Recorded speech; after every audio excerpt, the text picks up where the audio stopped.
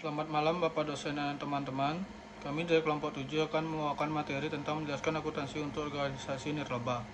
Sebelum itu izinkan kami memperkenalkan diri. Yang pertama ada saya sendiri, Ananda Pramadi Putra absen 29, dan rekan saya Kadek Yogi Novana Putra absen 1. Baik, saya akan menjelaskan materi yang pertama, yaitu standar akuntansi yang berlaku untuk organisasi nirlaba. Yang pertama, standar akuntansi yang berlaku untuk organisasi nirlaba. PSAK nomor 45 tentang pelaporan keuangan organisasi nirlaba diterbitkan oleh Ikatan Akuntan Indonesia untuk memfasilitasi seluruh organisasi nirlaba non-pemerintah. Dalam PSAK, karakteristik entitas nirlaba ditandai dengan perolehan sumbangan untuk sumber daya utama atau aset. Penyumbang bukan pemilik entitas dan tak berharap akan hasil imbalan atau keuntungan komersial. Entitas nirlaba juga dapat berutang dan memungkinkan pendapatan dari jasa yang diberikan kepada publik walaupun pendapatannya tidak dimaksud untuk memperoleh laba. Dengan demikian, entitas nirlaba tidak pernah membagi laba dalam bentuk apapun kepada pendiri atau pemilik entitas. Laporan keuangan entitas nirlaba bertugas mengukur jasa atau manfaat entitas dan menjadi sarana pertanggungjawaban pengelola entitas dalam bentuk pertanggungjawaban harta utang atau neraca, pertanggungjawaban kas, dan laporan aktivitas. Terikat dengan misi entitas, maka pendapatan utama disajikan bruto, sedang pendapatan investasi disajikan secara neto setelah dikurangi beban investasi. Informasi tercapainya program amat penting dalam laporan keuangan yang menggambarkan efektivitas beban dan manfaat yang dirasakan penikmat jasa utama entitas. Begitu pentingnya donatur sehingga sumbangan bukan kas perlu dipaparkan dalam catatan atas laporan keuangan atau CALK yang memberi bakat khusus. CALK dalam laporan keuangan nirlaba setara dengan neraca dan laporan kegiatan. Yang satu, laporan posisi keuangan. Laporan posisi keuangan bisnis nirlaba dibuat untuk menyediakan informasi mengenai aktiva, kewajiban dan aktiva bersih, serta informasi mengenai hubungan di antara unsur-unsur tersebut pada waktu tertentu. Yang kedua, laporan aktivitas. Laporan aktivitas dibuat untuk menyediakan informasi mengenai pengaruh transaksi dan peristiwa lain yang mengubah jumlah dan sifat aktiva bersih, hubungan antar transaksi dan peristiwa lain, serta bagaimana penggunaan sumber daya dalam pelaksanaan berbagai program atau jasa. Yang ketiga, laporan arus kas. Laporan arus kas berfungsi sebagai penyedia informasi mengenai penerima dan pengeluaran kas dalam suatu periode. Laporan arus kas bisnis nirlaba disajikan sesuai PSAK 2 dengan tambahan sebagai berikut. Yang pertama ada aktivitas pendanaan aktivitas.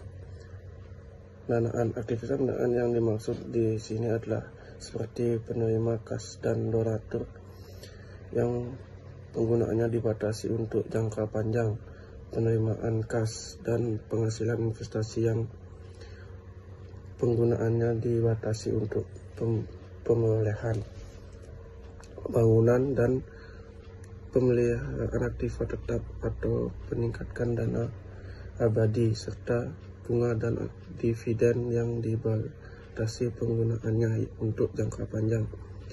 Yang kedua, pengungkapan informasi.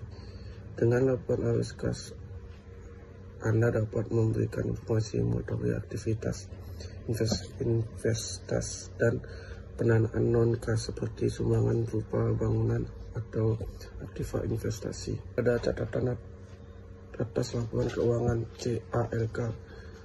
Catatan atas laporan keuangan adalah salah satu unsur laporan keuangan yang menyajikan informasi tentang penjelasan atau daftar rinci atau analisis atas nilai suatu pos yang disajikan dalam laporan realisasi anggaran, neraca dan laporan arus kas dalam rangka pengungkapan yang memadai.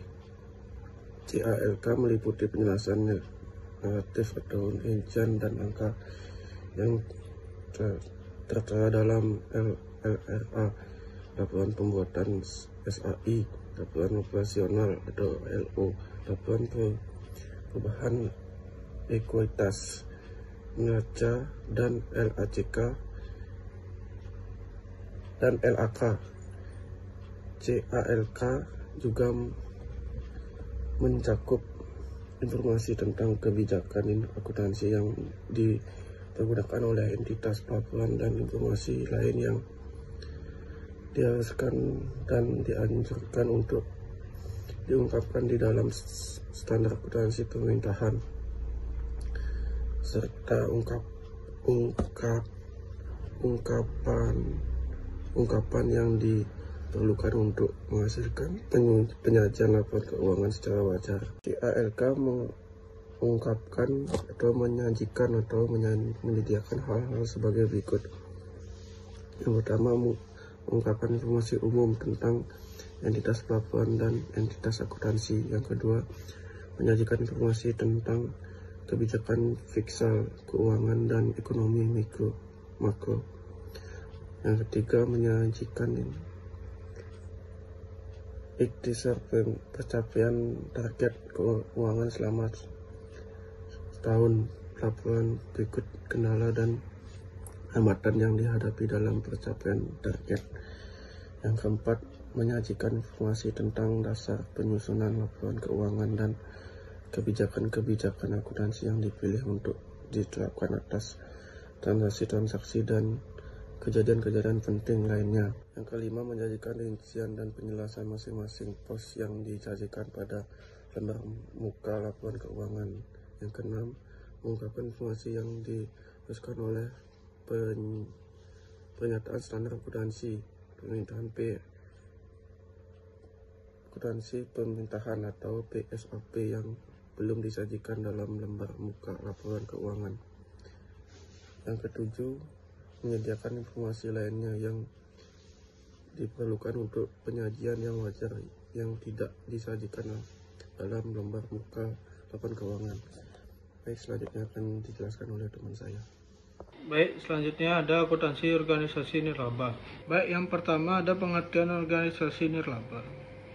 Organisasi nirlaba atau organisasi non-profit adalah suatu organisasi yang bersasaran pokok untuk mendukung suatu isu atau perihal di dalam menarik perhatian publik untuk suatu tujuan yang tidak komersil. Tanpa ada perhatian terhadap hal yang bersifat mencari laba atau moneter. Organisasi nirlaba meliputi gereja, sekolah negeri, derma publik, rumah sakit, dan klinik publik, organisasi politis, bantuan masyarakat dalam hal perundang-undangan, organisasi jasa sukarelawan, serikat buruh, asosiasi profesional, institut riset, museum, dan beberapa para petugas pemerintah. Yang kedua, ada ciri-ciri dan contoh organisasi nirlaba. Organisasi nirlaba atau organisasi yang tidak bertujuan memupuk keuntungan memiliki ciri-ciri sebagai berikut. Yang pertama itu ada sumber daya entitas berasal dari para penyumbang yang tidak mengharapkan pembayaran kembali atau manfaat ekonomi yang sebanding dengan jumlah sumber daya yang diberikan. Yang kedua, ada menghasilkan barang dan atau jasa tanpa pertujuan memupuk laba. Dan kalau suatu entitas menghasilkan laba, maka jumlah tidak pernah dibagikan kepada para pendiri atau pemilik entitas tersebut. Yang ketiga, tidak ada kepemilikan seperti lazimnya pada organisasi bisnis. Dalam arti ini bahwa kepemilikan dalam organisasi nirlaba tidak dapat dijual, dialihkan atau ditebus kembali.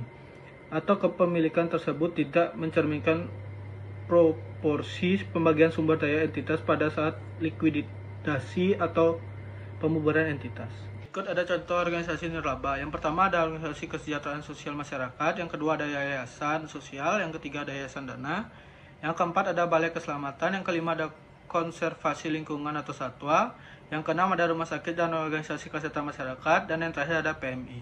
Tiga, ada dasar pemikiran akuntansi organisasi nirlaba.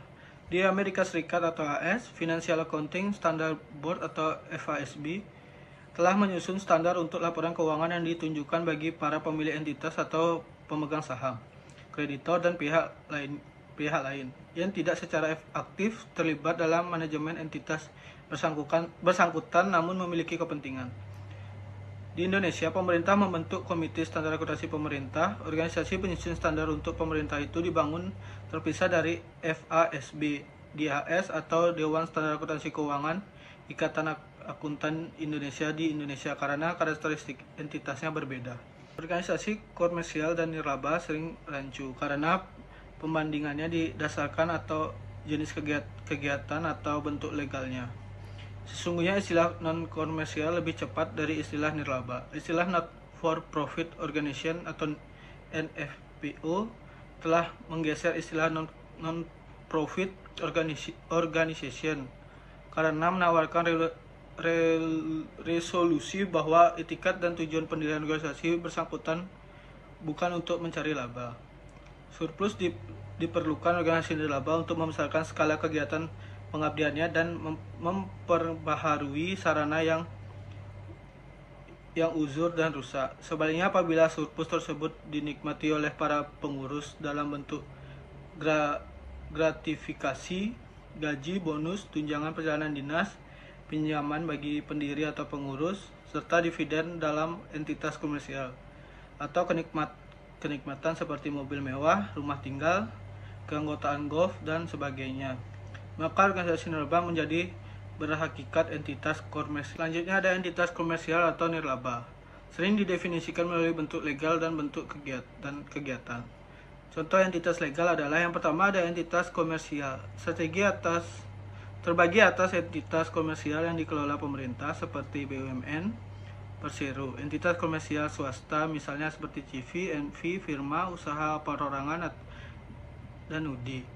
Yang kedua ada entitas nirlaba. Terbagi atas entitas nirlaba pemerintah, entitas nirlaba swasta misalnya yayasan, partai politik, lembaga swadaya masyarakat, pembagian entitas komersial, dan nirlaba berdasarkan bidang bentuk kegiatan atau bidang usaha tidak didasarkan rumah sakit dan museum pemerintah pada umumnya nirlaba namun rumah sakit dan museum swasta mungkin nirlaba atau komersial. Keempat ada tujuan laporan keuangan organisasi nirlaba.